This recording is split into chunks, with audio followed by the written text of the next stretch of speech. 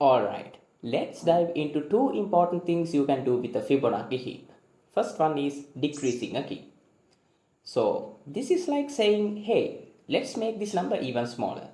You have a number in your heap and you want to make it even smaller.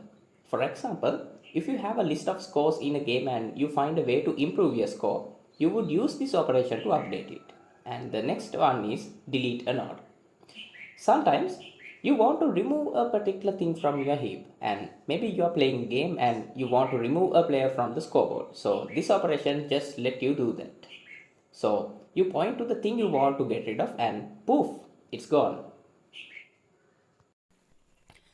Alright, let's understand how to decrease a key in a Fibonacci heap. Imagine you have a collection of numbers and you want to make one of those numbers smaller. Here is how you do it. Decrease key. First, you pick the specific number you want to make smaller. Let's call this number x and you change its value to the new, smaller value which we will call k. If x has a parent, that's saying it's not an only child, and if its parent's value is greater than the new value k you have given to x, then you do two things. First one is you perform a cut operation on x, which basically means you detach it from its current position and make it a separate tree. The next thing you would do is you also perform a cascading cut operation on the parent of x. This helps clean things up if the parent has lost a child. Lastly, if the value of x after decreasing it is smaller than the current minimum value in your heap, you update the minimum value to be x. So, in simple terms, decrease key allows you to make a number smaller in your heap, and it also helps maintaining the structure of the heap properly. Let's take a practical example to understand how to decrease a key in a Fibonacci heap. Example is decreasing 46 to 15. First, we have our heap with various numbers. We want to decrease the value from 46 to 15.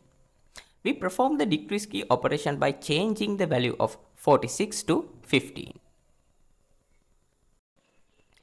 Now, let's get into the details of the operations involved. Cut part. Since the parent of the node contains 46 is not null, that means it has a parent and the value 15 is less than the value of its parent, which is 24. We perform a cut operation.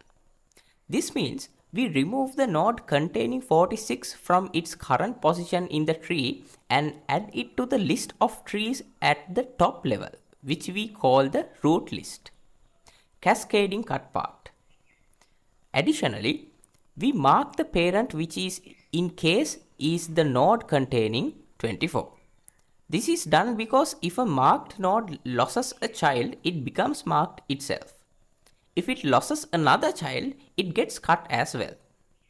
So this process continues recursively up the tree until an unmarked parent is found.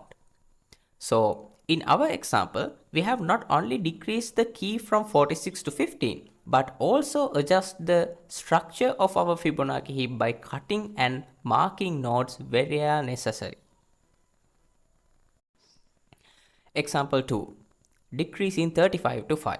So we start with our Fibonacci heap and we want to decrease the value of 35 to 5. So we perform the decrease key operation by changing the value of 35 to 5. Now let's understand the steps involved. Cut part. The parent of the node with 35 is not null, which means it has a parent, and since 5 is smaller than its parent, which is 26, we perform a cut operation. This means we remove the node with 35 from its current position and in the tree and add it to the list of trees at the top level, which is known as the root list. Cascading cut part. Now, because we cut the node with 35, we mark its parent, which is the node with 26. Marking is done to keep track of which node have lost children. If a marked node loses another child, it gets cut as well. So we perform the cut operation on the node with 26, removing it from its current position and adding it to the root list. Then we mark it as unmarked because it's now in the root list. This process continues up the tree.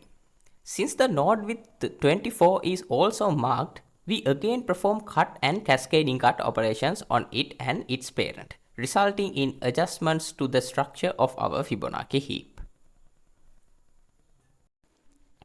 Finally, after these operations, we find that 5 is smaller than the current minimum value, which was 7. So we mark 5 as the new minimum.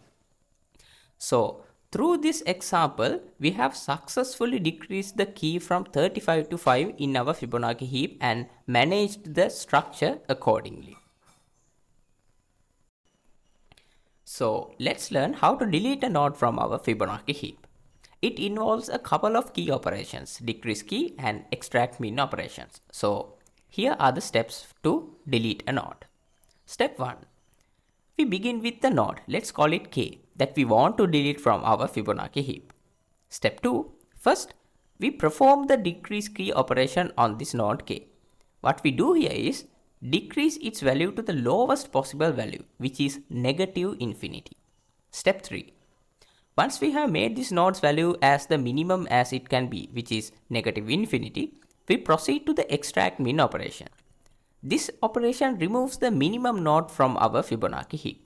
So since we have made node k as the smallest value possible, which is negative infinity, it will now be considered the minimum node presenting in our Fibonacci heap. So by applying these two operations, decrease key and extract min, we effectively delete the node k from our Fibonacci heap. So now let's talk about the complexities, the time it takes for these operations in the Fibonacci heap. Decrease key. When we decrease the key of a node, it's a very efficient operation. In terms of time complexity, we can say it as big O of 1. That means it takes constant time no matter how big the heap is.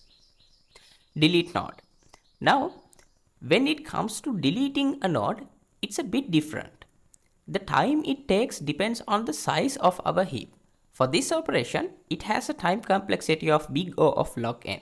So, the time it takes to delete a node grows logarithmically with the size of the heap. So, to sum up, decrease a key is really fast and takes a constant time, which is big O of 1. Deleting a node, on the other hand, takes a bit longer and grows logarithmically with the size of the heap, which is big O of log n.